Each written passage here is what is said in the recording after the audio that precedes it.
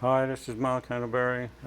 Working on the Robinson. Finally got the gearbox put together.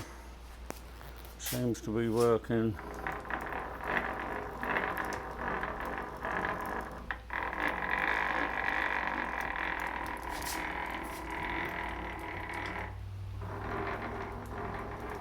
Really nice. Put the new shaft in. It's got a new bushing on the back here. Push it a little bit further. I made the bushing a little thicker so that it pushed it a little bit tighter. Cleaned up the gears a little. Made sure they all meshed nicely. It's got the new shaft in there.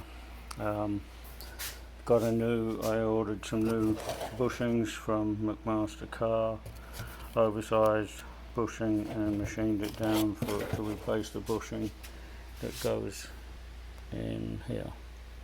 So that was a bit loose and sloppy, so I've tightened up the bushing in there. There's thrust bearings on top and bottom, and it's got the big bronze bushings in here on each side. Everything seems to be fine. It works absolutely lovely. There's no slop or play in it.